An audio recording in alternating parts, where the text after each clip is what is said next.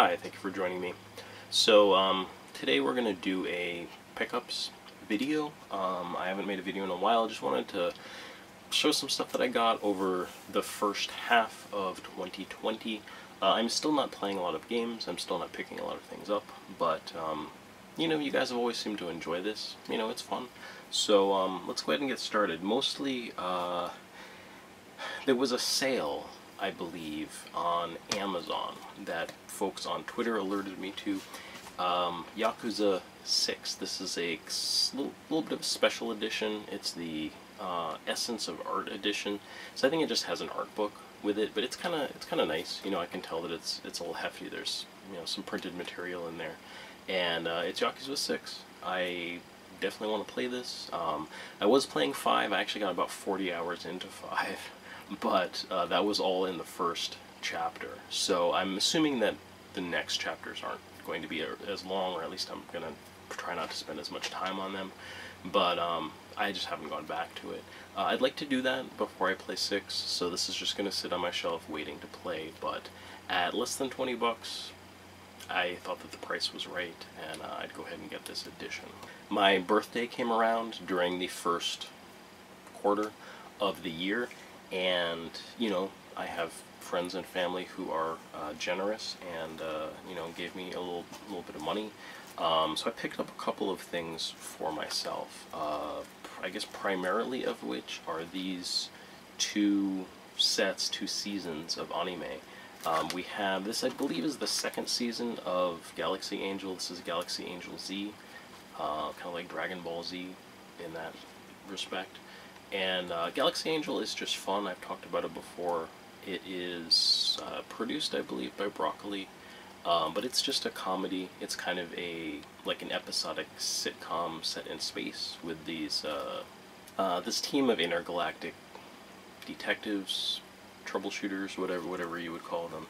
And I also picked up Sorcerer Hunters. I think the thing that pushed me over the edge is this does have the TV series and the OVA series.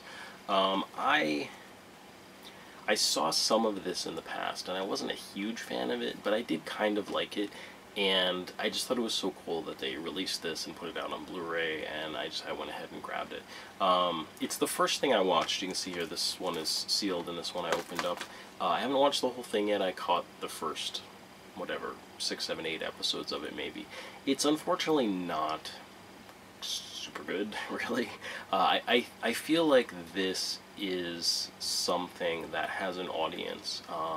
I think it's just like young people, basically. You know, I have 12, 13, 14, probably you'd think this is hysterical and super interesting, but you know, as somebody in their 40s, I'm like, yeah, it's not all that good. And it's interesting too, like I'm bumping into that with some stuff where I'm like, you know, it makes a difference, sort of this perspective, how old you are and things like that. There are things that I'm remembering how much I enjoyed them, and then going back and watching them again now and going, why did I think this was so good again? And then I'm like, oh yeah, it's because I saw it when I was, you know, in my early 20s. And then I'm like, I see how someone in their early 20s would absolutely love this, and someone in their early 40s would not. I just think the source material is not tremendously interesting for me now. More birthday pickups. This was something else I got for myself. The Hidden. I have talked about this on my, I don't know, top 20 movies of all time, something like that, I think I did. I love this movie. It stars Kyle MacLachlan, who I'm sure you may know from Twin Peaks. He was also in some other stuff, like the Dune movie and things like that. He's a fun actor. He seems like a cool, he's a good actor at any rate. And this movie is just, this is exactly what I look for from like a hidden gem of an 80s movie. I don't really know what else to say about it. Maybe just check out that video that I made if you want to find out a little bit more about it. But yeah, I haven't rewatched it yet, but I definitely will, because it's great. And finally, from specifically birthday pickups, we have Shenmue 1 and 2. Now, I was reluctant to pick up this collection because I have Shenmue 2 on the Xbox, and I have my Xbox. It's not set up per se, but it's in the other room. Like, I can access all the cables for it. It's not a problem for me to plug it in, put the game in, and play it on a CRT. And that was really, really holding me back, because I have beaten Shenmue 1, I have played a bunch of Shenmue 2, but I never finished it. And Shenmue 3 came out, finally. I was so excited. I am going to do a video about Shenmue 3, talking about some more of the stuff that I got for it as a backer. Once all that stuff comes in, I've gotten more things. I got a print, which is very cool. I got a t-shirt, which is awesome. I'm debating, I think I'm going to wear it, because, I don't know, let me know what you guys think, if, like, I don't know, just for having a Kickstarter edition of something, if just, like, you think keeping the t-shirt still wrapped as if it were new is something that I'm gonna regret that I didn't do 10 or 20 years from now. I don't know, you know, I think I'm gonna wear it, but anyway, let me know what you guys think about that. But I want to play that game, and I want to beat Shenmue 2 first, and finally I just had to admit to myself, you know what, if I don't have this on the PlayStation 4, I just feel like I'm not going to play it on my Xbox. You know, I felt like I was forcing that, because it is available on the PlayStation 4, and I can just put it into, like, the system that I'm currently actively engaging with. I don't know why that makes a difference, but it does. So, there's that. I'm excited about that. Unlike Yakuza 6, which I'm definitely keeping on my shelf for now, that I intend to play soon. I also picked up a couple of other Blu-ray movies. This is Captain Marvel and Black Panther. You can see here they were $12.99 each. I have opened Captain Marvel and rewatched that. It is still good, and I still like it. There's a lot of good action. There are a lot of funny scenes. And, you know, even like the setting, they really lean into the 90s. That works for me.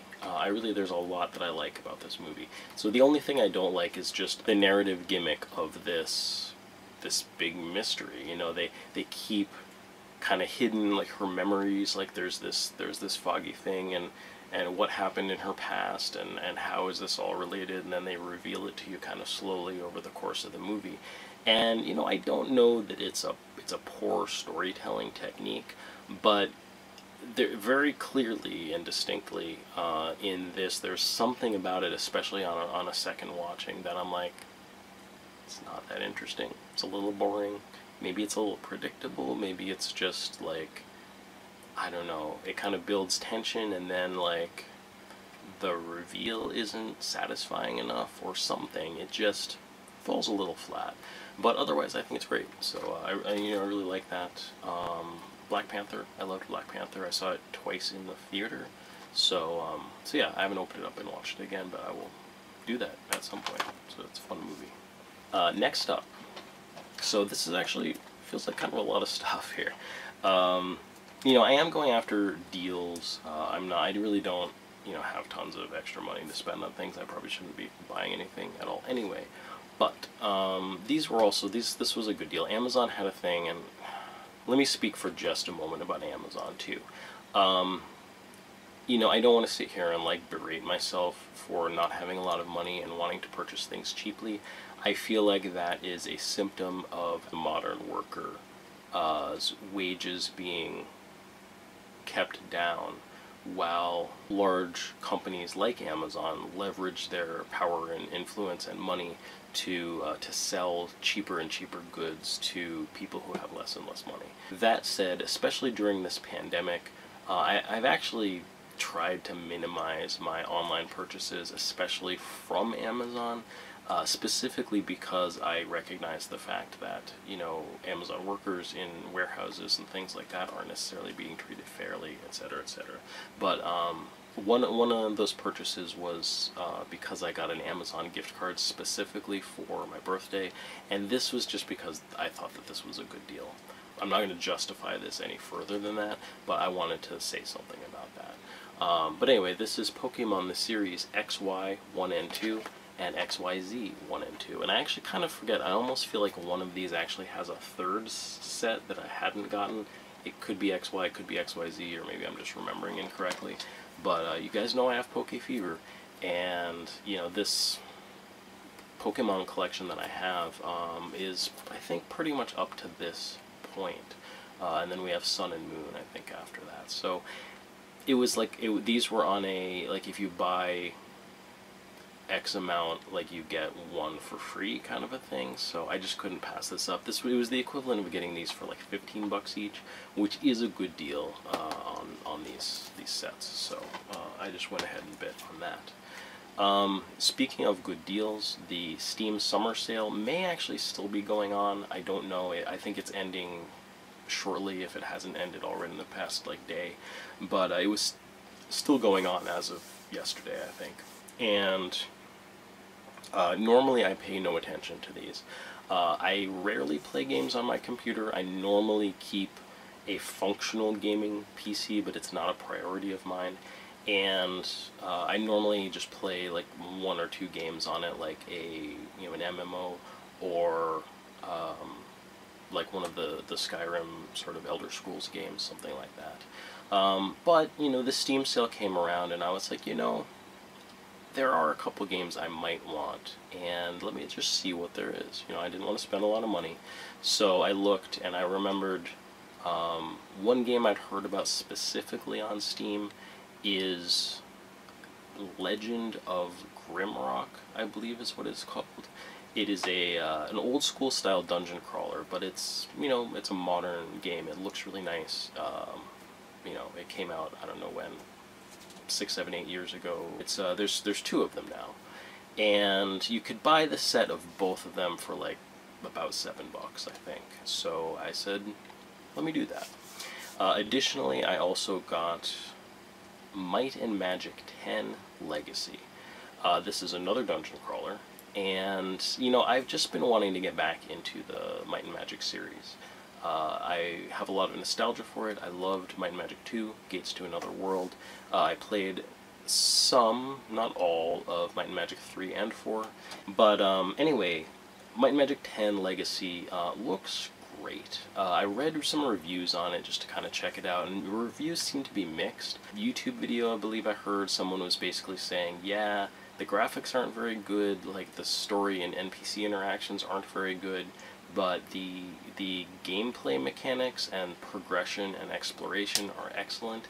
And I said, yes please, because that is what I'm looking for from that kind of a game. I did start Legend of Grimrock for just a couple minutes. I mean, not a couple minutes, probably an hour or 2. It's cool. I like it. I like that you can create your characters, you can assign, all your skills and all your points and all that stuff. That's exactly what I want to do, is craft characters. So I was a little disappointed when I started because I didn't realize that you would have 2 rows. I made 3 melee characters, and I didn't realize like one of them would have to be in the back. So I might go back and just restart that from the beginning. I don't know. I haven't started Might and Magic 10, but I don't know. I don't know if I want to like dig into Legend of Grimrock, or if I want to just try a little bit of each out and see which one I want to play right now. But I have a feeling that I may put some more time into one of those games soon. Another game that I've been playing some of is North American release of Phantasy Star Online 2. You guys may remember that in my top 12 games of all time, something like that, Phantasy Star Online 1 from the Dreamcast was in that. I just enjoyed that experience so much, and come to find out, Phantasy Star Online 2 is pretty much everything that I could have wanted from a modern version of Phantasy Star. I'm not like addicted to it. I'm not going really heavily into it. There were a lot of installation issues.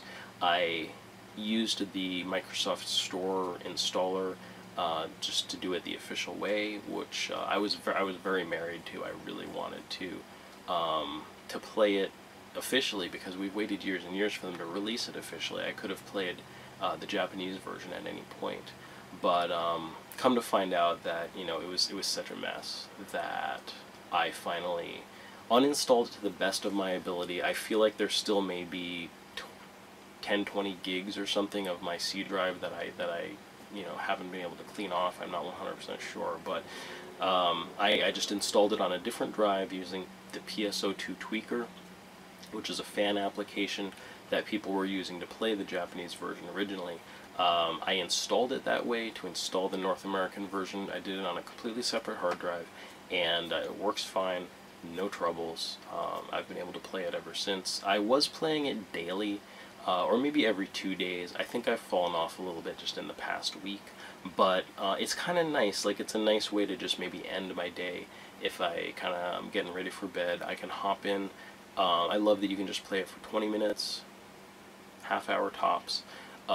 If you want to just go through and do like a daily, dungeon effectively, and it's fun. It's just an action RPG. I did stream just like a little bit of it, and I think that's still on the channel.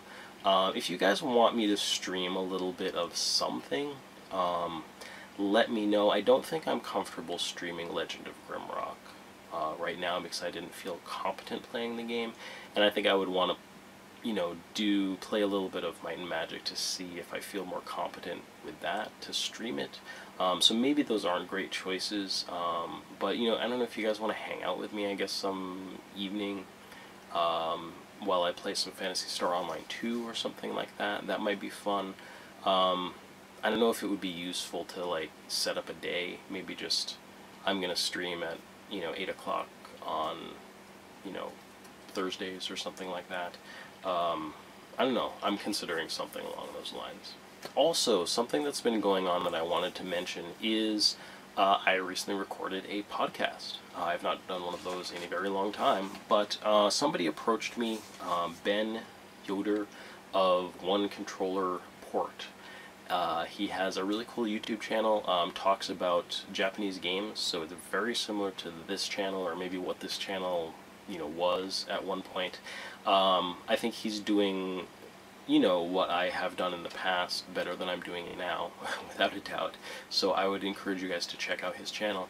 And we talked about the PCFX. This is something that we both have an interest in. I think he's kind of organically come around to like a real curiosity about the system. And he's got a very good video on Team Innocent, which I am still planning to finish the translation for. I have translated it all, but it needs to be play tested. I've been putting that off for like a year.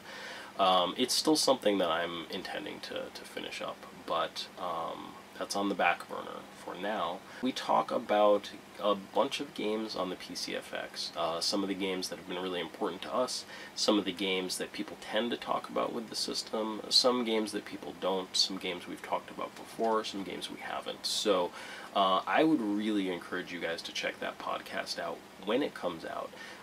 It's not out yet as of the filming of this video, but I believe he's got it scheduled for, I want to say, July 14th, 15th, something like that. So next week, middle of the week, it sounds like.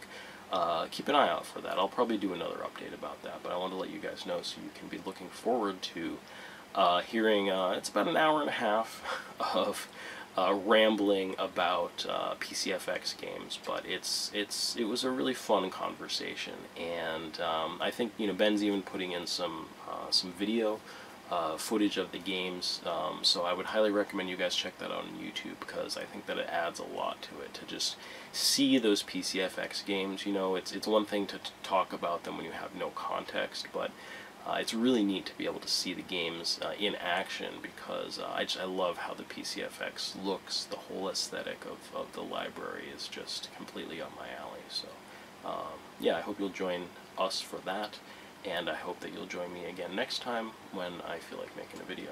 I'll see you guys then. Bye-bye.